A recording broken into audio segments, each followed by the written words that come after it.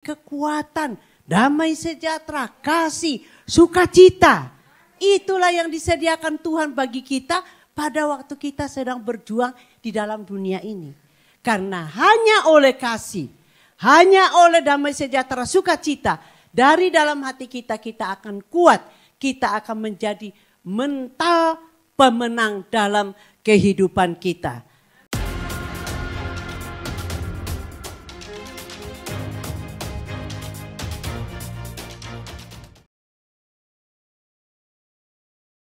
Saya bersyukur meskipun ada efek daripada liburan kita tanggal 1, tetapi di sisi yang lain saya tuh mendapat jawaban daripada Tuhan bahwa apa yang kita ucapkan selama ini, yaitu kita on fire, kita happy. Sebab pada waktu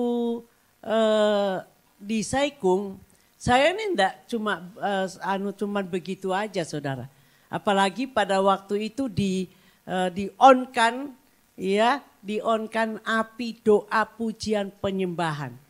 Saya percaya dan amat percaya, ke depan ini bukan kekuatan kita sendiri lagi untuk membawa jiwa-jiwa kepadanya, tetapi ada doa pujian penyembahan yang akan terjadi di setiap distrik. Dan itulah yang akan membakar semangat orang datang di ibadah. Dan datang kepada Tuhan. Jadi bukan lagi kita ayo diteleponin, ayo kemana. Tapi dengan sendirinya tidak akan tahan dengan dorongan api Roh Kudus. Sebagaimana saya punya pengalaman, saya ini dulu saudara, nggak ada yang dorong-dorong. Dorong yuk, mogok lagi. Dorong yuk, mogok lagi. Kita bukan itu ya. Nah, saudara yang kekasih, sejak saya lahir baru. Sejak saya ditemui Tuhan secara pribadi. Sejak itu pula, saya tidak ada satupun orang yang mendorong saya kecuali Roh Kudus. Ya, mau pergi ibadah. Waktu itu saya mau ibadah jam 6 pagi, saudara. Jam 4 pagi kami sudah bangun, mempersiapkan diri. Padahal perjalanan dari rumah ke gereja itu cuma setengah jam. Tapi 1,5 jam kami prepare untuk pergi ke sana, untuk pergi ibadah. Nah, saudara yang kekasih, saya berharap dengan adanya api doa pujian penyembahan di setiap distrik Hong Kong, itulah yang akan, kalau kita taat loh ya. Kalau kita taat itu sebabnya pada waktu Tuhan ngomong kepada saya. Pada waktu Bapak Gembala menjelaskan tentang api doa pujian penyembahan di dalam visi dari Pak Niko. Di belakang saya duduk. Padahal saya ini enggak ngapa-ngapa. Tiba-tiba Tuhan kasih saya satu penglihatan. Yaitu api yang akan bersinar, yang akan menyala di setiap distrik di Hong Kong. Saya mulai tutup mata, saya tanya ke Tuhan, bagaimana caranya Tuhan? Lalu Tuhan ngomong, ya kamu minta, aku akan sediakan pendoa-pendoa, tapi jangan pakai hukum. Nah, saya diingatkan pada waktu saya kira-kira berapa tahun di Hong Kong, saudara. Saya bikin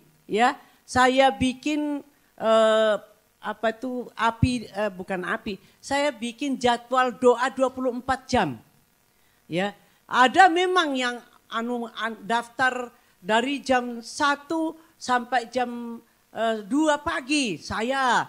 Tapi karena kekuatan sendiri, ya saya tahu ada juga perintah dari Tuhan. Tapi yang ini kali Tuhan bilang, kenapa gagal pada waktu itu? Walaupun tetap ada efeknya. Efeknya sampai sekarang ya saudara dan saya dibawa Tuhan ke sini. Amin. Jadi waktu zaman itu yang ikut doa jangan putus asa. Tetap ada ada jawabannya. Nah, lalu kemudian pada waktu itu saya tanya ke Tuhan lagi. Lalu Tuhan ingatkan. Waktu saya pelayanan ke Korea, waktu itu kita pernah mendarat malam, kurang lebih jam 9 malam. Nah waktu jam 9 malam itu dari jendela pesawat waktu kita mau mendarat saya lihat saudara. Setiap rumah itu ada salib menyala. Waduh luar biasa. Ya, diingatkan itu dan Roh Kudus bilang itu akan aku lakukan apabila ada yang menggerakkan api doa pujian. Kenapa ada depannya api? Itulah yang akan menyala. Mungkin tidak seperti fisik yang saya lihat di Korea. Tetapi saya percaya api doa dari tanggal 1 kita nyalakan. Kita on Saikung pasti menyala. Walaupun baru ya. Nah kita, saya tuh akhir-akhir ini mengikuti itu loh. Ada film pendek-pendek itu dari di setiap desa itu pakai pakai kayu, terus nyalakan api, terus ada kalau orang kuno tuh ada namanya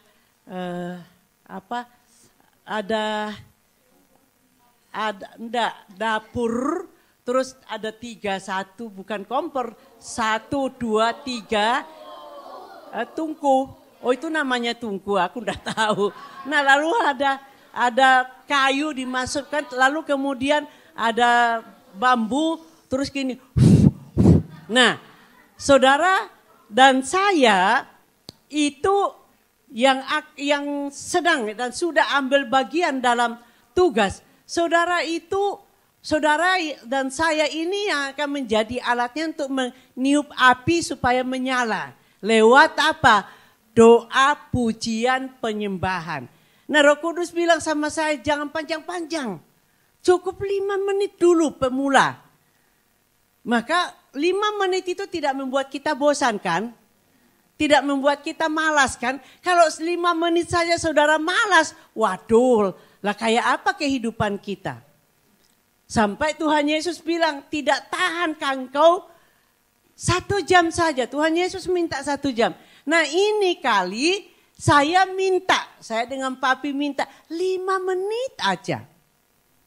Nah nanti bulan Juni akan meningkat ininya. Cuman kita diminta untuk meniup aja seperti di desa itu pakai bambu ini atau apa. Terus 5 menit. Enggak ditentukan juga tempatnya. Enggak harus saudara lipat lutut. Enggak. Entah saudara sedang menjemput anak. Lalu saudara mulai. Capek kah? Amin. Nah saudara waktu saya kembali lihat di Saikung. Waktu saudara semangat sampai saya mendengar hari ini ada beberapa yang sakit tenggorokan, yang sakit flu hari ini efeknya. Tapi makanya tadi pagi, tadi ibadah 2 saya karena terbanyak katanya yang sakit tadi di ibadah 2. Ya saya mungkin terbanyak gini. Saya juga termasuk tapi puji Tuhan saya enggak terganggu tenggorokannya saudara. Iya jadi tadi ibadah 2 saya enggak tahu di ibadah 3 ada yang sakit gara-gara Saikung? Masa kok banyak sekali. Ya udah nanti selesai ibadah saya akan doakan saudara. Ya. Nah lalu kemudian yang luar biasa Tuhan tuh ingatkan kepada saya sudah bahas di Menara Doa hari Jumat. Tuhan tuh ingatkan, lihat ya aku sudah walaupun enggak semua jadi pemain. Kalau semua jadi pemain ya kapan selesainya kan. Nah tapi Tuhan bilang soal maju main dan menjadi supporter itu sama upahnya. Nah lalu saudara saya diingatkan Tuhan inilah anak-anak yang aku kirimkan untuk menjadi pejuang. Amin. Semua yang ada dalam ruangan ini adalah petarung.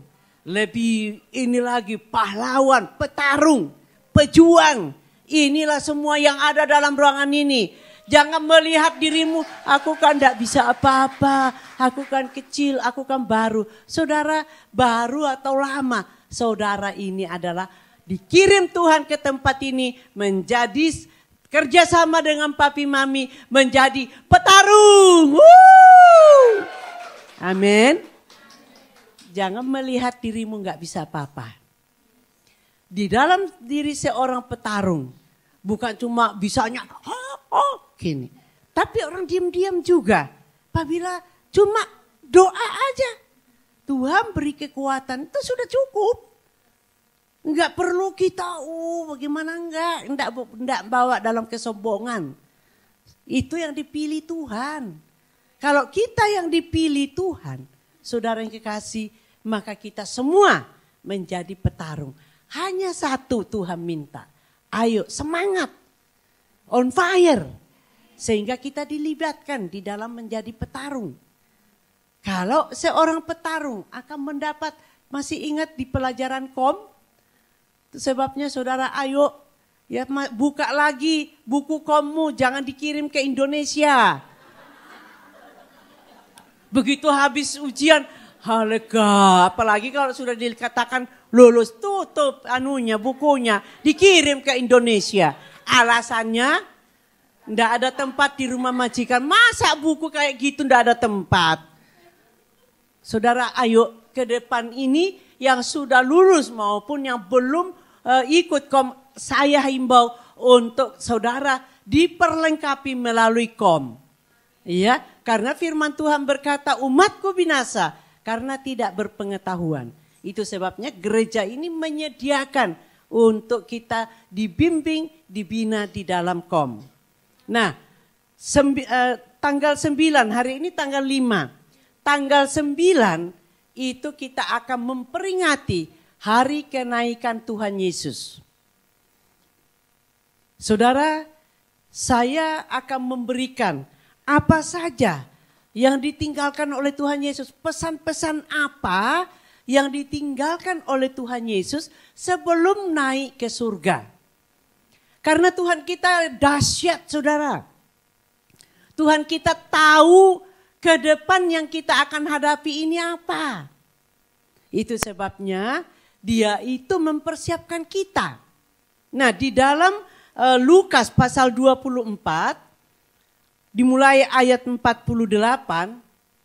saudara di situ dikatakan, saudara dan saya ini tugasnya ke depan ini. Mulai saat ini saudara yang baru, yang belum tahu apa tugas saudara di dalam gereja ini. Dari Tuhan, bukan gereja yang menugaskan. Tapi Tuhan memakai gereja kita ini memperlengkapi kita untuk satu tugas ke depan ini. Yaitu tugas kamu, ayo baca, kamu ganti saudara. Ya, sebut nama saudara yang keras. 1, 2, 3. Nelly adalah saksi dari semuanya ini. Sekali lagi. Nelly adalah saksi dari semuanya ini. Saksi dari semuanya apa, saudara? Semua yang sudah dilakukan Tuhan Yesus selama dia ada di bumi. Yang dia kerjakan. Nah, saudara dan saya yang membaca Alkitab pasti tahu apa yang dikerjakan oleh Yesus. Nah saudara kalau tidak pernah membaca Alkitab, tidak pernah membaca apa yang dilakukan Tuhan Yesus, ya saudara begitu dihadapkan ini lemas. Karena apa? Enggak tahu. Nah kalau kita tahu, kita akan berkata Tuhan Yesus sudah mengalami, pasti aku diberi kekuatan untuk mengalaminya. Jadi itu sebabnya Tuhan Yesus berkata, saudara dan saya ini adalah saksi. Nah, saksi ini kalau kosong pengetahuannya, maka akan terombang-ambing. Sekarang kan itu banyak penyesat tuh. Sampai GBI Pusat membahas soal Kristen. Nah, semua tahu ya. Saudara itu sangat menyesatkan itu. Jadi perlu saudara tahu. Makanya Tuhan Yesus berkata di ayat 49, ya yuk kita baca sama-sama. 1, 2, 3. Dan aku akan mengirim kepadamu apa yang dijanjikan Bapakku. Stop dulu. Ya. Ternyata selama Tuhan Yesus di dalam dunia ini 33 tahun, itu ada janji Bapa di sorga untuk saudara dan saya. Ya. Dan aku akan mengirim kepadamu apa yang dijanjikan Bapakku. Janjinya Bapak di sorga Allah loh. Bukan janji manusia. Janji manusia itu begitu lupa hilang. Iya Pak ya?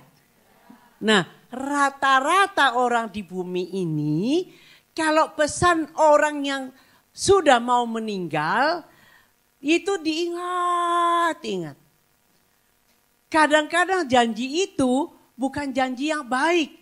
Ada yang ingat ya itu yang ini kamu harus habisin orang itu. Itu janji dendam. Iya kan? Nah saudara ada juga yang janji macam-macam janjinya saudara. Ya, macam-macam janjinya ini apa itu untuk ke depannya. Tapi saya mengucap syukur kedua orang tua saya itu waktu mereka tidak ada, saya tidak ada di tempat. Jadi tidak ada janji untuk saya dari orang mati, enggak ada. Semua yang saya pegang di dalam berjalan ini adalah semua janji firman Tuhan yang digenapi melalui saudara dan saya. Datang, saya membuktikan sungguh-sungguh di apa itu di Saikung ini secara fisik, saudara wah semangat saudara. Saya melihat saudara on fire, apalagi yang menjadi supporter sampai wah suara perempuan wah sampai ke jalanan. Saya masuk sama Bapak Gembala lihat, saya itu dalam hati saya, Roh Kudus berjalan lihat. Tentara-tentara, kan waktu itu cuma ada pria 3 kalau enggak salah. Papi, Kojon sama Matiu. Ada lagi? Oh ada satu kecil, tapi si kecil ini, ada 2. Oh ada 2, berarti 5, ya. Tapi saya nggak lihat suara daripada yang kecil-kecil ini. Tapi suara yang saya dengar ini tentara wanita. Amin. Nah saudara yang kekasih luar biasa. Saya berkata Tuhan terima kasih. Dan saya berkata kepada Tuhan, Roh Kudus jangan berhenti di sini ya Roh Kudus. Ya, jangan cuma di lapangan supporter ini untuk menang kalah. Ya, tapi saya minta kita semua jadi apa? Bukan supporter kan cuma saudara tidak menghasilkan apa-apa. Cuma menghasilkan semangat yang berjuang. Tapi saudara saya percaya semua saudara yang datang dan yang tidak datang, semua yang masuk ke tempat ini akan menjadi petarung-petarung untuk Tuhan Yesus. Amin. Nah saudara, di dalam kekuatan kuasa daripada Roh Kudus inilah yang dikatakan oleh Tuhan Yesus akan mengirimkan kepada saudara dan saya yang petarung ini untuk janji Bapa buat saudara dan saya. Sehingga kita menjadi petarung menyelesaikan garis akhir. Iya, itu. Jadi bukan cuman sekarang, tapi yang harus endingnya itu saudara kita mengakhiri pertandingan petarung itu masuk dalam kerajaan Allah. Amin. Ya jangan sampai ada berhenti di jalanan. Saya kadang-kadang bingung. Ya, saya kadang-kadang bingung. Ada yang sakit hati disenggol atau dengan salah mengerti dengan sesama teman di dalam gereja ini. Langsung lari terbirit-birit pindah gereja. Lah soal pindah gereja nggak apa-apa. Saya cuma dihibur papi begini. Ya udah kalau sudah memang dia pergi ya berarti kita punya tugas selesai. Cuma yang namanya seorang mami ditinggal anak itu ya sakitnya tuh di sini saudara. Ya, enggak ada seorang mami yang membiarkan anaknya pergi begitu saja. Tapi saya bawa di hadapan Tuhan. Kalau Tuhan bilang, sudah tugasmu sudah selesai. Oh baik Tuhan, kalau tugasku sudah selesai, aku lepas. Ya, tapi saya selalu bawa di hadapan Tuhan. Tuhan, kenapa anak ini pergi? Jadi saya berharap saudara boleh, enggak apa-apa saling satu dengan yang lain, saling dikatakan manusia dengan manusia saling menajamkan. Tapi jangan sampai lari, apalagi lari ke tempat yang enggak karu-karuan. Apa tujuannya coba? Saya bingung itu, ya. Saya dimanapun kita berada pasti ada prosesnya. Nah proses ini, saudara kalau tidak selesai di sini, tidak lulus di sini, pergi ke gereja lain, saudara akan ketemu proses itu juga. Lalu lari-lari ke sana kemari. Nah ada satu orang telepon saya. Maaf mami, masih ingat saya. Kamu siapa? Aku enggak kelihatan, kan telepon. Saya bilang, dia tanya gini, saya boleh balik ke gerejanya mami enggak? Loh yang suruh kamu pergi siapa? Ya kamu balik, ya balik aja loh. Terus saya lalu tanya begini, sudah capek? GJJ, gereja jalan-jalan. Lebih bagus saudara selesai. Perkara saudara akan pindah enggak apa-apa, tapi selesai dulu dari sisi gelap masa lalunya. Enggak ada orang, hamba Tuhan siapapun juga yang tidak punya sisi gelapnya di masa yang lalu sebelum jadi hamba Tuhan. Pasti ada. Semua yang dipakai Tuhan secara luar biasa juga pasti ada sisi gelapnya. Nah inilah yang saudara dan saya perlu selesaikan sehingga waktu kita selesai sisi gelap kita oleh Tuhan. Dan itu bukan dipakai oleh siapapun, itu manusia yang akan dipakai untuk memproses kita supaya sisi gelap ini diterangi oleh Roh Kudus. Amin. Nah, ini penting saudara. Ya, sehingga kita kalau sudah selesai ya pasti kita akan dipindah Tuhan. Contoh begini saudara ya. Pada waktu saya baru belajar di Surabaya, ya saya tahu tujuan Tuhan memanggil saya. Nah kita di Surabaya itu masuk dalam persekutuan doa. Nah lalu kemudian ada salah satu teman yang melaporkan saya kepada pemimpin persekutuan doa itu. Padahal pemimpin itu minggu yang lalu baru ngomong. Dia bangga kepada saya karena saya ini nggak pernah mau lari, ini kalau ditegur ya berubah. Ya bukan berarti saya nggak ada salah. Nah lalu saudara kekasih, minggu depannya saya dibuatkan difitnah. Wah saudara pemimpin persekutuan doa ini datang ke rumah. Di rumah saya punya tempat doa, kadang-kadang teman-teman ada datang berdoa sama-sama. Saya pikir pemimpin ini, dosen saya juga datang untuk mau berdoa sama saya di kamar doa saya. Dia turun dari mobil, mukanya sudah. Nah, padahal cantik saudara.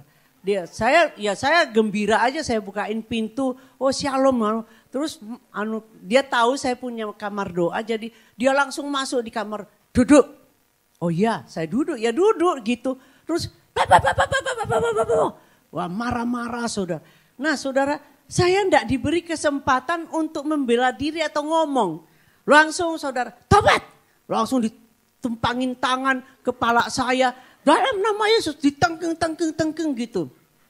Selesai, dia langsung berdiri lalu keluar dari kamar doa saya. Tobat ya. Loh saya kan bingung, saya ini tahu. Loh kalau dikasih tahu salahmu ini apa atau apa, ya saya kan bisa ngakuin dan saya berkata saya minta maaf. Ini begitu berdiri keluar dari kamar, doa, tobat ya. Ya saya diem aja, saya melongo gitu. Melongo, saya tobatnya apa? Saya ini ditengkeng-tengkeng, setan keluar. Loh saya ini apa? Setan apa yang menguasain saya? Tapi ya sudah. Nah saudara yang kekasih, Lalu selanjutnya saya tetap datang, ada hamba Tuhan yang ngomong kepada saya, Nel, kamu tetap harus datang ke sana. Lah, tapi saya sudah ditengking gitu sampai kamu lulus. Kalau kamu masih sakit hati, jangan keluar dari sana. Nah saudara, saya ambil petiknya itu. Saudara, kalau sedang diproses di tempat ini, jangan pergi. Sampai selesai sakit hatimu, sampai sembuh. Halo? Kalau kamu tidak selesai sakit hatimu di sini, kamu pergi ke tempat lain, malah membawa sakit hatimu ke tempat itu, ngerusak gereja orang lain. Efeknya di situ. Wah, nanti ke sana kemari, ngomong sana, ngomong sini. Nah, satu kali waktu ada satu teman, ya, bekas anak kita pindah ke gereja di Hong Kong ini. Nah, lalu dia balik. Ya, dia balik. Lalu saya ancam dia, kamu boleh balik ya, tapi jangan sekali-sekali membawa. Semua gereja pasti ada kekurangannya kok. Enggak ada gereja yang tidak punya kekurangan. Saya bilang kamu jangan bawa kekurangan di sana bawa ke sini, itu racun. Baik mami. Ya, sekali lagi jangan membawa kekurangan yang ada di sana ke sini. Ya, itu bisa menjadi racun, menjadi bisul, lalu pecah meracuni orang lain. Dan puji Tuhan, orangnya nurut sampai sekarang masih ada di sini, saudara. Tapi saya nggak perlu sebut dia di ibadah mana, dia sudah dipakai Tuhan di sini. Ya, itu karena dia nurut. Ya, nah, lalu saudara yang kekasih di dalam Tuhan, setelah selesai saya dengan hamba Tuhan ini, Tuhan membuka gereja untuk saya, karena habis gitu saya tetap sekolah Alkitab, kan dia dosen saya.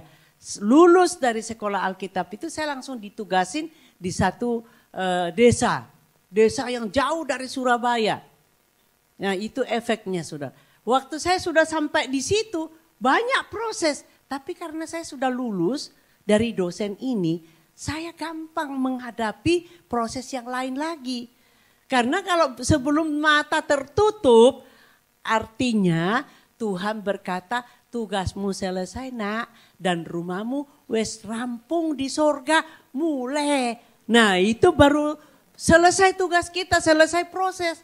Masih saya ada di sini, saudara dipakai Tuhan untuk memproses saya kok. Waktu saya ngomong begini, saudara, saya bilang saya ini banyak diproses oleh saudara. Wah, ada yang datang, mami bukan saya kan? Sudah, enggak apa-apa kalau kamu pun puji Tuhan. Jadi saya mami, enggak. Saudara, jangan dipikir saudara itu hanya saya yang memproses saudara. Kita ini bekerja sama untuk saling memproses, ya Pak ya? Ayo ngaku. Ya, tapi itulah keindahan di dalam Tuhan. Itulah keindahan kita menjadi tentara-tentara Kristus yang militan dan perkasa. Menghasilkan kita sama-sama happy.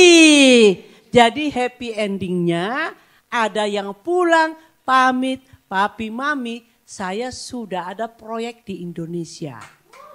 Ya, memang itu ada proyek untuk perekonomian, ada proyek untuk pelayanan, tapi kan sudah selesai prosesnya. Saya kadang-kadang kasih tangan mereka, terima kasih ya kamu sudah selesai memproses saya. Jadi maaf saya mami. Enggak, kita saling memproses kok. Saya menerimanya begitu saudara. Ya, nah lalu selanjutnya di situ dikatakan apa yang dijanjikan Bapakku, tetapi kamu. Nah syaratnya kamu harus tinggal di dalam kota ini. Artinya saudara, kita harus berdiam diri. Tinggal itu diem ya, sampai proses itu. Saudara kalau tidak tinggal diam, maka saudara belum ngomong, belum ngomong, ya, ada saya lihat di YouTube itu ada tanya jawab. Nah, tanya jawab ini apa tuh? Yang satu nanya terus yang satu diberi kesempatan ini. Tapi yang penanya itu belum selesai, sudah bela diri dulu. Tapi lama sampai si panitia yang ini, stop, diem dulu, dengarkan dulu apa yang ngomongkan itu. Nah itu yang tidak boleh. Ya, kita diam aja. Kita berkata kepada Tuhan, ya baik Tuhan. Ya, baik Tuhan, sampai saudara sudah semua mendengarkan perintah itu atau teguran itu, sampai selesai saudara dengar, saudara akan mengerti apa yang diperintahkan kepada kita. Satu contoh yang paling banyak saya lihat itu di anak-anak teman-teman yang tinggal di shelter. Ya, begitu ya, saya tahu saking semangatnya mau nurutin apa yang saya mau, saudara. Jadi akhirnya apa? Belum selesai dia sudah lari. Balik. Saya bilang, saya enggak suruh kamu loh ini tadi. Lah katanya mami, lah ya kan belum selesai saya ngomong, kamu sudah lari. Nah akhirnya kamu datang bawa yang salah. Ingat ya, kamu dan anak ini sering di interminute. Saya bilang, oh di sini saya menemukan kamu. Tuhan buka itu supaya saya ini meluruskan apa yang terjadi dalam dirinya. Jadi saya bilang sama dia, dengar baik-baik ya. Nanti kalau kamu masuk di majikan baru. Ini kan kamu di terminate. Kamu kalau majikan belum selesai ngomong jangan lari dulu. Itu namanya kamu sok tahu. Padahal belum tahu gitu loh. Jadi kamu dengarkan dulu sampai selesai. Bila perlu diulang. Apakah saya disuruh begini. Nah kalau majikan bilang, ya pergi kerjakan. Baru kamu pergi. Lah ini mami belum selesai ngomong. Sudah lari. Nah saudara, saya bilang kamu pergi ke shelter. Baru ngomong pergi ke shelter, dia belum tahu apa, lari dia. Ya tak diamin aja. Sampai di shelter, masuk rumah bingung. Aku disuruh apa mami ya? Telepon teman yang lain. Aku nih bingung disuruh mami apa ya. Lah mami suruh apa kamu? Lah saya bilang kan ngapain, perhatikan ya. Ngapain kamu tanya orang lain? Yang nyuruh itu siapa? Mami. Kamu telepon balik ke mami. Kata mami tadi saya disuruh apa? Nah makanya dengar dulu, makanya firman Tuhan berkata lebih bagus kita mendengar. Baru bertindak kan. Nah sebelum didengar sudah bertindak. Lah mau bertindak apa coba? Makanya Tuhan bilang, tetapi kamu harus tinggal di dalam kota. Jadi disuruh tinggal. Belum ada perintah yang lain loh, suruh tinggal. Tuhan Yesus suruh kita berdiam diri, berdoa. Memasang telinga, Tuhan mau suruh aku apa. Makanya waktu saya dapat dari Tuhan penglihatan api itu saya diam dulu. Saya doa dulu. Saya saya baru ngomong, setelah jelas saya baru ngomong ke papi. Lalu papi lanjutin untuk mengembangkan. Ya saya bilang perkara praktiknya silakan papi, aku cuma lihat ini, Tuhan mau ini.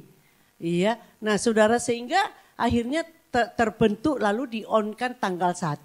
Amin. Nah ayo mari belajar sama-sama. Jangan belum baru kesenggol, baru diproses langsung tidak gereja-gerejanan lagi. Masih mengucap syukur, tidak gereja-gereja. Jangan sampai berkata tidak Tuhan-Tuhanan lagi. Repot. Lah kamu mau kemana kalau tidak Tuhan? Iya toh. Nah jadi kita mesti tinggal di dalam kota sampai kamu diperlengkapi dengan kuasa dari tempat tinggi. Jadi Tuhan Yesus kita itu dahsyat. Dia tidak hanya mau membuat kita, memberi kita kesempatan menjadi petarung. Tetapi Tuhan berkata, untuk kamu jadi petarung, untuk kamu menjadi pejuang, perlu ada perlengkapan. Ya, saudara kan masuk di dalam petarung di Saikung kan pada dilatih dulu kan. Saya bersyukur ada koordinator ibadah, ikut saudara hujan-hujan di lapangan Victoria, ikut melatih perenang, melatih basket, melatih bulu tangkis. Oh, ternyata dia dapat piala loh. Saudara, kalau kita latihan begitu dahsyatnya itu, Tuhan pasti kok kasih kita kemenangan. Jangan cuma memandang kepada pialanya, tapi latihannya ini loh. Makanya firman Tuhan berkata, seorang olaragawan ada latihannya. Saya waktu itu saudara, Tuhan kasih kesempatan kepada saya diajak Pak Niko pergi ke Israel. Nah, kebetulan dalam rombongan itu ada Pak Rudi Hartono. Juara All England 8 kali. Nah, waktu saya masih muda, saya ini pengagum. Wah, saya pokoknya waktu itu kami baru menikah dan kami cuma punya televisi hitam putih yang 14 kecil kan. Nah, tetangga itu ngomong, Bobby, Om mau ikut ya di rumah nanti. Padahal itu jam 2 sampai jam 3 pagi atau 4. Saudara, saya mikirkan kami kerja, tapi ya udahlah, tetangga datang. Jadi saya buatin kopi apa. Nah, saya menyaksikan pokoknya kalau sudah Rudi Hartono yang main, wah kami pokoknya enggak melihat waktu lagi. Lihat dia. Nah, lalu kesempatan itu saya kebetulan satu meja makan. Saya ngomong, saya kenal baik dengan istrinya, saya satu pelayanan dengan istrinya. Nah, saya tanya dia, Ko Rudi, apa rahasianya bisa 8 All England yang dan saya bilang, satu kali saya lihat sudah ketinggalan, ya sudah mau sampai waktu itu kalau enggak salah 15 ya, sekarang kan 21 poinnya. Nah, ini saudara yang musuh sudah 13, tinggal 1 poin. Dia baru 6 atau 5 poin, tapi dia kejar sampai dia menjadi pemenang. Nah, dia berkata kepada saya, dia cerita pada saya, satu papaku itu melatih aku setiap hari. Tidak ada hari yang tidak dilatih. Ya, terus pesan papaku bilang, kamu harus menjadi mental pemenang. Halo, saudara dan saya juga harus punya mental pemenang untuk jiwa-jiwa. Yang diajarkan papanya itu, mental pemenang. Nah, mental pemenang ini dia bilang, kenapa saya bisa kejar? Karena yang ada di otakku menang, menang, menang. Itu sebabnya saudara, kalau saudara kejar jiwa itu, dimenangkan untuk Tuhan Yesus, yang ada di otakmu menang, menang. Nah, lalu saudara, kadang-kadang seperti Pak Rudi itu, kadang-kadang sudah ketinggalan ini, tapi dikejar karena apa? Mental pemenang. Nah, waktu saudara mengejar jiwa, itu dalam doa saudara yang kekasih, kadang-kadang jiwa itu ngelukain kita, tapi tidak diperdulikan. Yang penting dia menjadi milik Yesus Kristus. Amin. Nah, ini namanya mental pemenang, saudara. Saya kalau lihat saudara, ada yang ya pokoknya ya macam-macam lah. Saya tidak perlu ngomong di sini. Saya pokoknya dengan pesan Pak Rudi begitu, saya punya berkata pada diri, Nelly, kamu harus menjadi mental pemenang. Mental pemenang, anak itu akan kukejar dimanapun. Makanya saudara, satu kali waktu Endang di belakang ngomong sama saya begini, Mami, kenapa ya? Saya ini kepingin lari dari Mami, tapi kenapa saya kok enggak bisa lari? Oh ya enggak apa-apa, lari yo. Aku enggak akan kejar kamu, tapi aku kejar kamu di dalam lututku. Amin. Itu namanya mental pemenang, saudara. Jangan terus ikut bersungut-sungut karena dia pergi. Jangan, gembira aja. Hati yang gembira adalah obat yang manjur. Nah, saudara yang kekasih di dalam Tuhan. Di sini Tuhan berkata, ya, sampai kamu diperlengkapi. Kalau kita sudah diperlengkapi, apapun tantangannya, ya, apapun masalah yang kita hadapi, kita tidak akan berhenti, tapi akan terus maju karena mental kita mental pemenang. Nah, saudara yang kekasih, ini rahasianya. Oh, jadi di dalam menjadi mental pemenang itu ada ketekunan, ada kesetiaan, ada rajin berlatih, iya, dan lain-lain. Pasti saudara lebih tahu kan, saudara pakai ini di rumah mungkin pakai tangtong masak, ya. Ingat aja, saudara waktu masak aku mental pemenang, aku pemenang. Walaupun mungkin sedikit diomeli sama majikan, aku tidak akan dikalahkan oleh omelan. Tapi nanti Tuhan berkati masakan ini. Nanti nah ada orang yang gini, lah kalau enak kan aku terus disuruh masak, lo lagi mana? Waktu itu saya cerita begini, ada orang, teman saya saudara, dia dari saudara sepupu kita di ya puji Tuhan saya diberi kesempatan sehingga orang ini menjadi miliknya Yesus. Nah, dia bersaksi di satu koran waktu itu masak bersama Roh Kudus. Saya itu cerita dalam ibadah begini, selesai ada ramai-ramai datang masih di Clark Mansion. Siapa dari Clark Mansion waktu itu? Ya, ada beberapa. Nah, saudara yang kasih ramai-ramai bilang gini, lah Mami, kalau kita berdoa masakannya enak-enak, lah tiap hari lah saya disuruh masak. Loh lah kamu kan memang kerja di situ untuk masak toh. Oh iya juga. Lah saya bilang ayo lepaskan pikirannya nanti setiap hari. Yang penting kan majikan senang, nanti kan gajimu dinaikin. Amin, amin. Nah jadi saudara yang kekasih, kita diperlengkapi dengan kekuasaan dari tempat yang maha tinggi. Kita dilengkapi supaya kita tidak berjuang sendiri. Ini hal yang pertama. Nah, lalu kemudian ada janji daripada Tuhan diperlengkapi dalam hidup kita. Kemudian Lukas pasal 24 itu tadi ya, ini tadi yang pertama itu adalah perlengkapan. Nah, saudara, kita itu mempercayai Tuhan Yesus bukan sekedar, bukan cuma sampai di situ, tetapi ada hal yang luar biasa di dalam mau kenaikan Tuhan Yesus itu.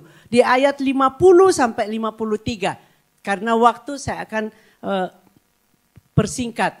Di sini dikatakan, lalu Yesus membawa mereka keluar kota sampai dekat Betania. Di situ ia mengangkat tangan. Ini sudah mau pamitan naik, saudara, naik ke surga. Tanggal 9 kita akan memperingati kenaikan Tuhan Yesus. Nah, di situ dikatakan ia mengangkat tangan dan memberkati mereka. Saudara, ayat yang dan ketiga ia sedang. Ini perkataan sedang, saya mau jelaskan. Kita bersyukur bahwa waktu Tuhan Yesus naik ke surga, dia tidak selesai memberkati muridnya, tapi masih sedang.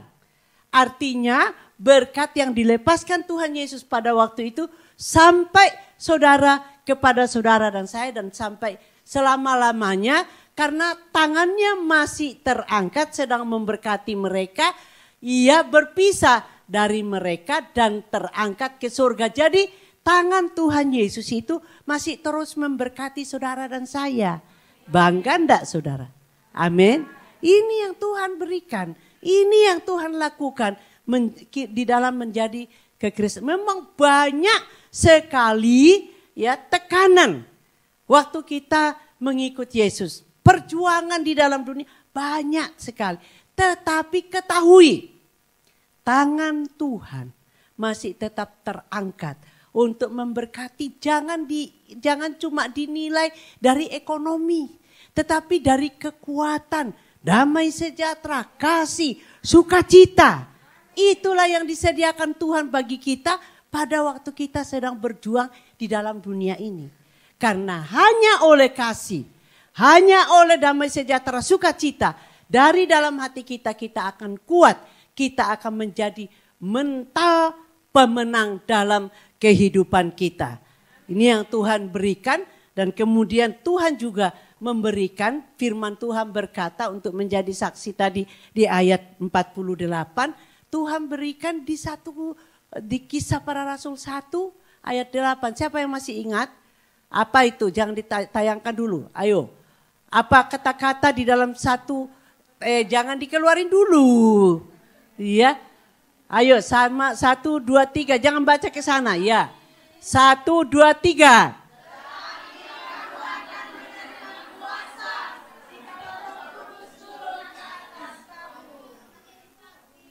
Dan cuma berapa orang? Nah ini saudara yang dikasih, yuk dia buka. Saudara ini harus ada dalam pikiran kita. Jadi pada waktu kita diutus Tuhan masuk ke dalam majikan-majikan, kita itu menerima kuasa untuk menjadi saksi di rumah majikan. Halo?